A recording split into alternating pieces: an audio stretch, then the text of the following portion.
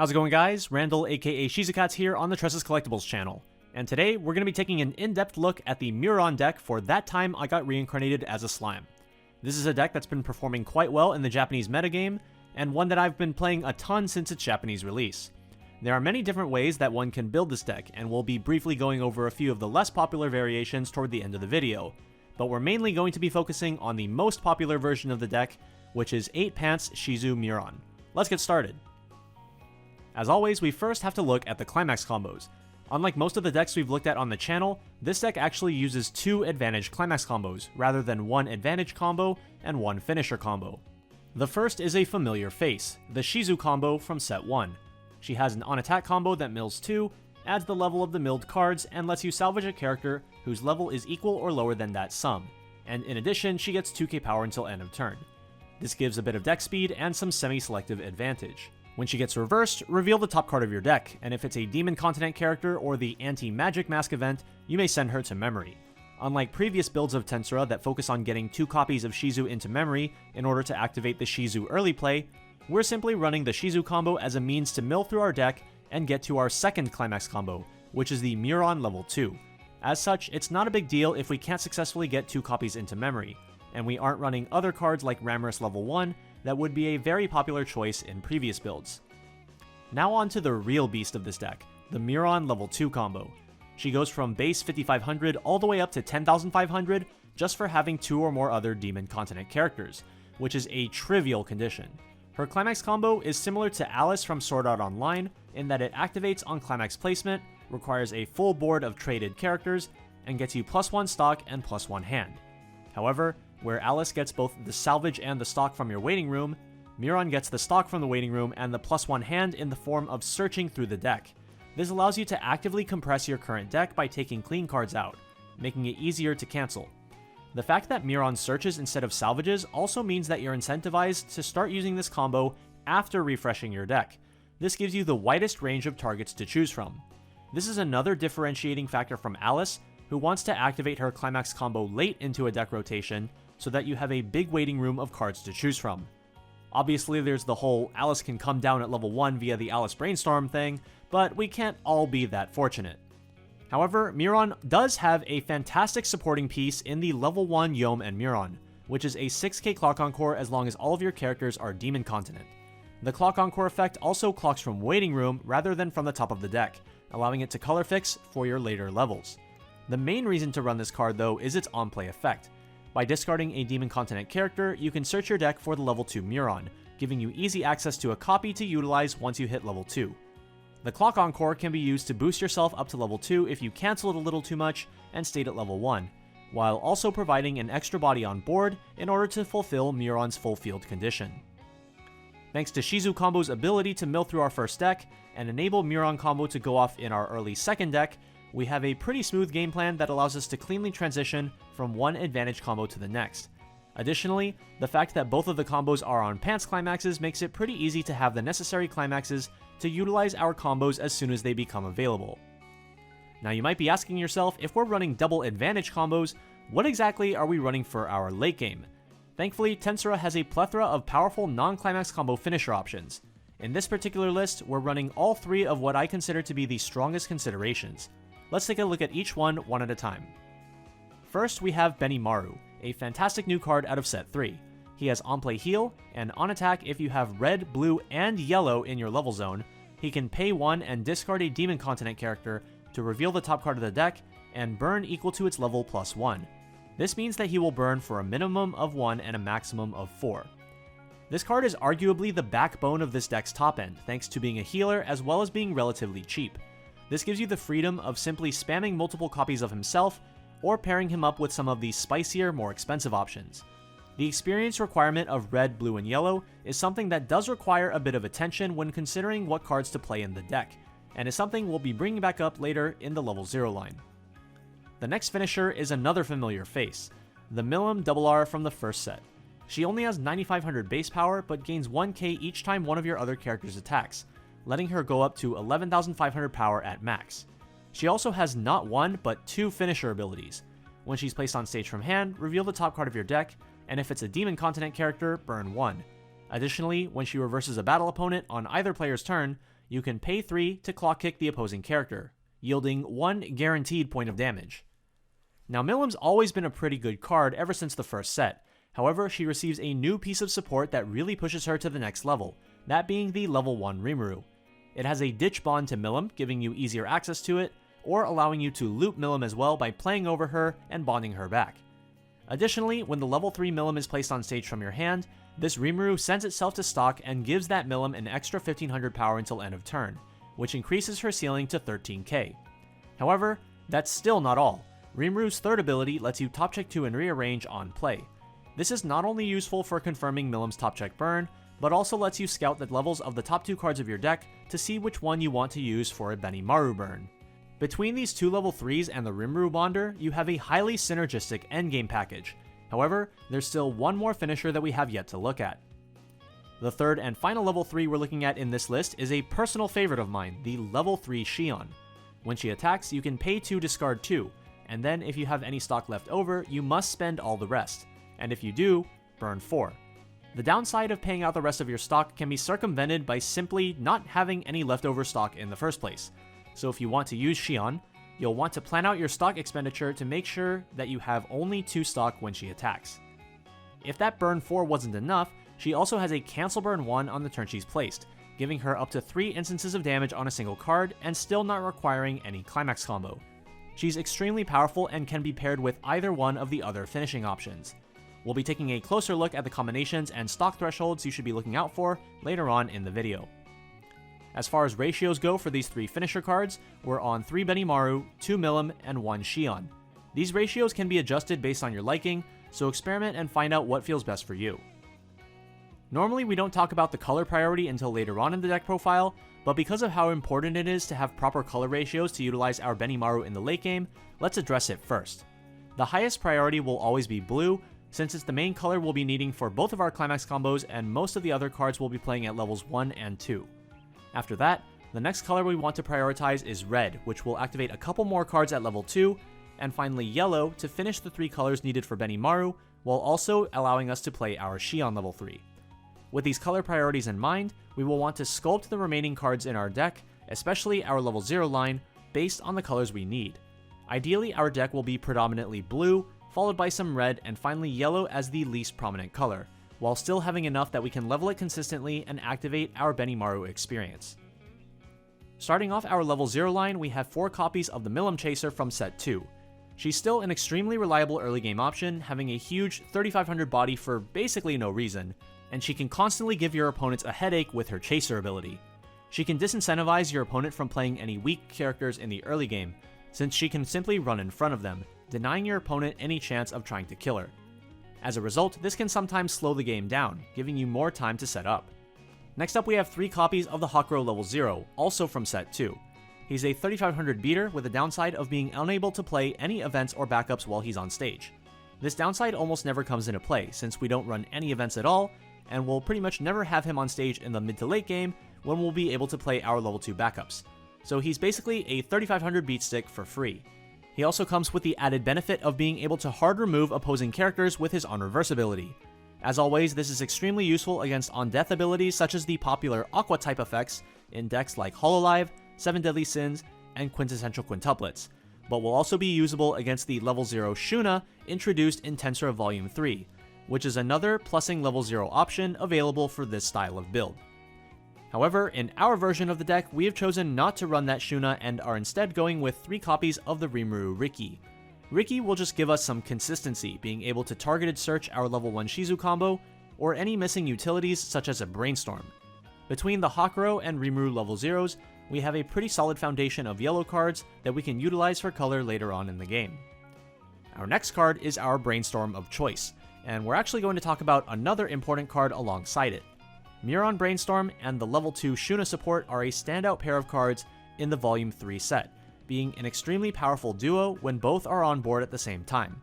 Mjurran is a rest self-search Brainstorm and the Shuna is a global 1k, but while you have both of them on stage, Mjurran also becomes a global 1k and Shuna grants untargetable to all of your characters besides herself. This results in a total plus 2k global power and untargetable to your entire front line, regardless of what level they are, which I shouldn't have to tell you is a massive buff to your board. Using these two together will allow your Mjurran combos to reach a massive 12,500 power, which can be bolstered even further by counters. Additionally, it buffs up your level 3s like Benimaru to respectable power levels as well, making them much harder to kill and potentially allowing you to use their powerful off-finisher abilities multiple turns in a row. The Hexproof also allows you to avoid powerful defensive profiles such as anti-damage counters in decks like Sword Art Online or rest counters in decks such as Hololive. Moving on to our utilities, we have 2 copies of the Trial Deck Rimuru. He has 2 on-play abilities which can be activated in any order. The first effect reveals the top card of your deck, and if it's a Demon Continent character, add it to your hand and discard a card. The second effect is on play, you can discard a Climax to salvage any Demon Continent trait character. Between these 2 effects, you can easily filter unneeded cards out of your hand, and potentially also dig yourself closer to the next Climax with the Top Check Add ability, combining that with a Brainstorm to create an artificial 5-card Brainstorm. It also contributes to the deck's yellow count alongside our Hakuros and Rimuru Rigis. We're also running 1 copy of the Soei Drop Search, a new addition from Set 3. On play, you can pay 1, discard 1 to search your deck for a Demon Continent character, and also on play, you can level swap for free. This is your backup plan in case you weren't able to successfully secure all 3 colors at level 3 for Benimaru, allowing you to swap in whatever color you're missing. We're also running 1 copy of the Climax Swapper Benimaru, a profile which is more or less a staple inclusion in modern decks. Apart from his Climax Swap ability, he also has on-play Top Check, leave it on top or send it to the waiting room, which can be useful for a multitude of reasons. It can confirm a trigger, confirm a high-level mill for Shizu or a high-level burn for Benimaru, or it can even just mill 1 clean off the top before you use a Brainstorm. I'm also running 1 copy of the new Milim level 0 from Set 3. She has the act ability of pay 1 sack herself to top check up to 4 and add a Demon Continent character from among them to your hand and then send the rest to waiting room. This can give you some additional deck speed to help you get through the deck when necessary, and because the mill is flexible between 1 and 4 cards, it's a good way to adjust your deck size considering your Brainstorms and Shizu combos always go through a set number of cards. She can also allow you to put a card from your hand to stock upon being placed from hand. At its most basic usage, this can be used to convert an excess card in hand into 1 stock, but it has a ton more ways to use it, so be sure to experiment. Finally, for the level 0 line, we have 1 copy of the Stock Swap Milim. Stock Swap is always an extremely powerful profile to have access to, and this set is no different. Additionally, the ability to use the Stock Swap outside of level 3 is a distinct advantage that Tensura has over many other sets, so be sure to abuse this profile when the opportunity presents itself. Of course, Milim also has the secondary effect of being a level 0 reverser, keeping her relevant in the early game as well. We've already looked at the entire level 1 line and most of the level 2 line, so we're going straight to our level 2 counters. Since Mjurran can search counters straight from the deck using her combo, we're running a variety of options so you can grab the exact one you need depending on the situation. The Rimuru anti-change counter is obviously useful against decks that will early play, such as Kanata Hololive, or it can also be useful against standby decks. The Geld counter is a personal favorite of mine. Using his secondary effect, he can pay 1 and salvage himself back from the waiting room in order to defend multiple lanes all by himself.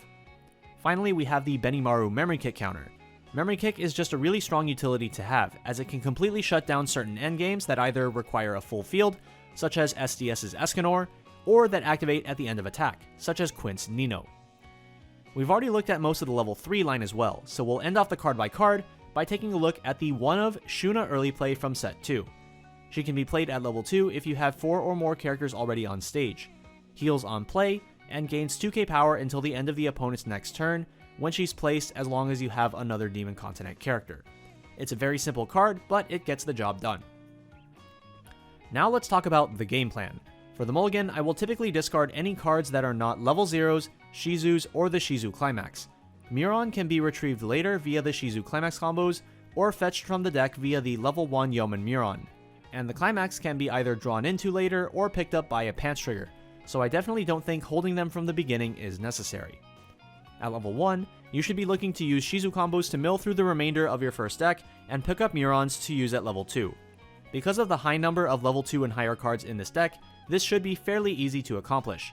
But if you aren't able to mill 2 or more on the combo, you can pick up lower level cards that can grab Mjurran later, such as the level 0 Rimuru or Soei Drop Search, or the level 1 Yeoman Mjurran.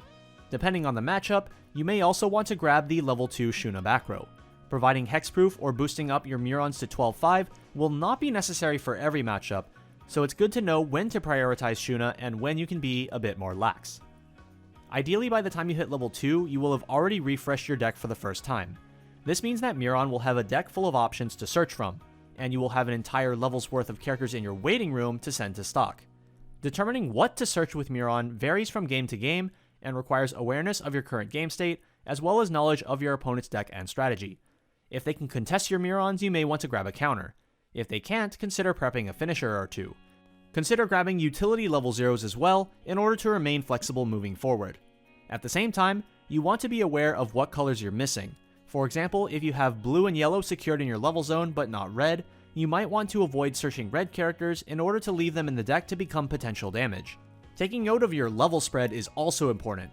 If you go to level 3, you might be playing Benimaru soon, so you might want to avoid searching higher level characters in order to leave them in the deck for some big Benimaru burns. As far as stock goes, your best early game cards are often the worst late game cards, so you can pretty easily just chuck all of your Milim Chasers and Hawkrows into stock at your earliest convenience. Which of the two you decide to prioritize sending to stock should probably depend on which color you don't have yet.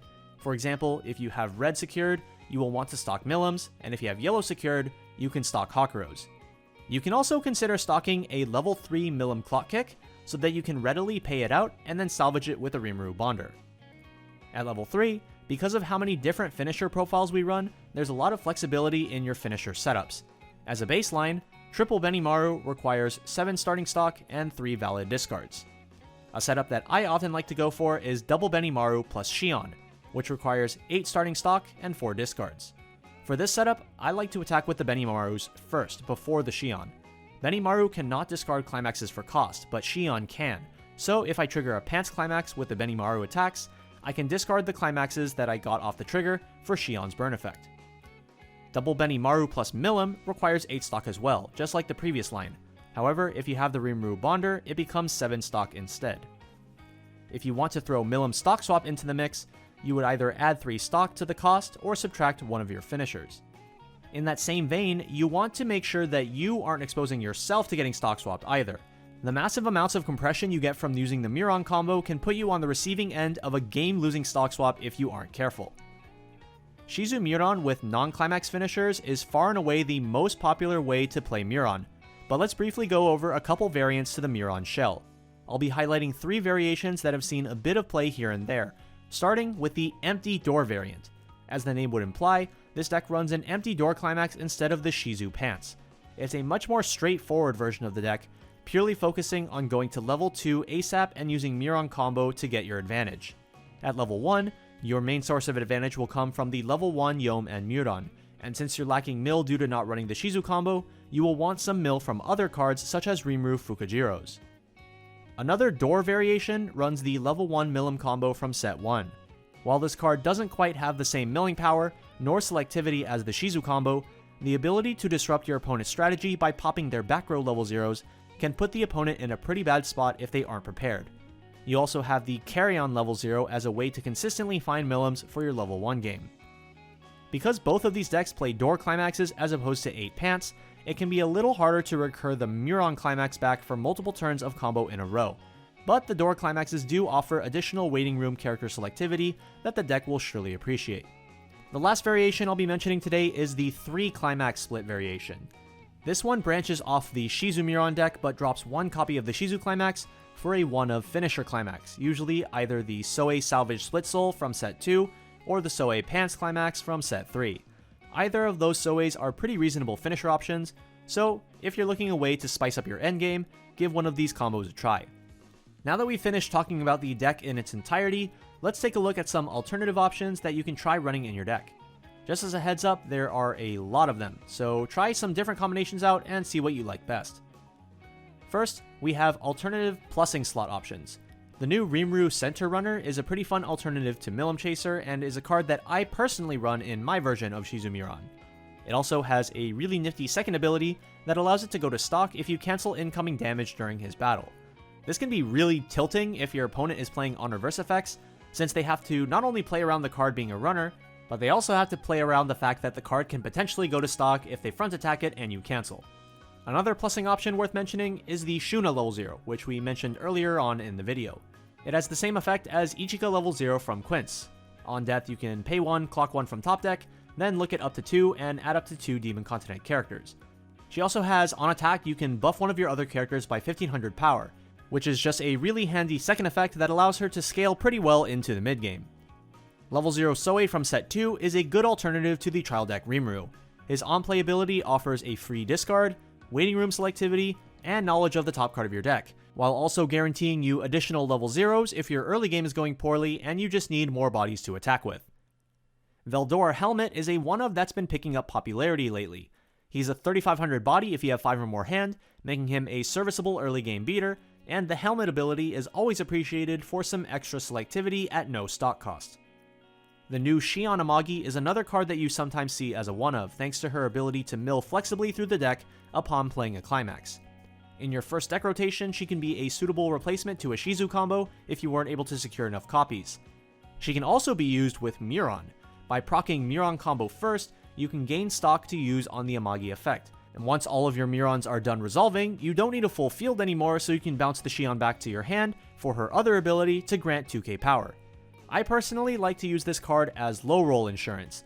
In situations where I eat a bunch of damage and I'm left with a tiny deck full of Climaxes, the Amagi effect can mill those Climaxes out while still probably getting me a card, a scenario where a Brainstorm wouldn't be able to do quite the same. One particularly spicy tech is the Ramrus level 0. She has the effect to sack herself and discard a card to move one of your opponent's characters. This is typically utilized right after the opponent crashes into a triple Mjurran board. You can use the Ramrus to pull up their important back row characters like Brainstorms, and then, using the stock that you've built up via your Mjurran combos, you can 3-stock the Ramrus back, use her effect again to pull up the other back row, and kill both of them. At level 1, there aren't too many noteworthy techs, but one that has come up more recently is the 1-0 Gobta. Both on play and on attack, he gives 1500 power to one of your characters, giving you an offensive edge when contesting strong opposing boards such as Alice's or your opponent's own set of Mjurrans. Potion Maker Rimuru is another consideration that I like to run. Since the goal with Mjurran is typically for her to stick around for repeated turns of combo, you would rather not play a healer on top of her. Instead, you can use a Potion Maker Rimuru in the back row to provide heals and make constant use of the stock being built by the Mjurran combo. This implies that you won't have your Shuna Mjurran back row setup active, so you should go for this in matchups or metagames where you don't think you'll need the extra 2k power or hexproof as much. At level 2, there are a couple counter considerations to look at. Rimuru minus soul counter and Ramrus plus 6 soul counter are both interesting options that can manipulate the amount of incoming damage in order to help you prevent dying. Many other players choose to run one of these over the Geld counter that I run in this list, but feel free to experiment with the many available counter options. Alright, I think we've gone on for long enough now. This is a deck that I've been very passionate about learning and perfecting over the last few months, and I'm still looking to find new ways to innovate it to this day. That being said, hopefully you guys are able to learn from my findings and are able to come up with your own amazing Mjurran build. Stay tuned for our upcoming gameplay videos, where I'll be piloting this deck myself, and until next time, this has been Randall aka Shizukats on the Tressa's Collectibles channel. See ya!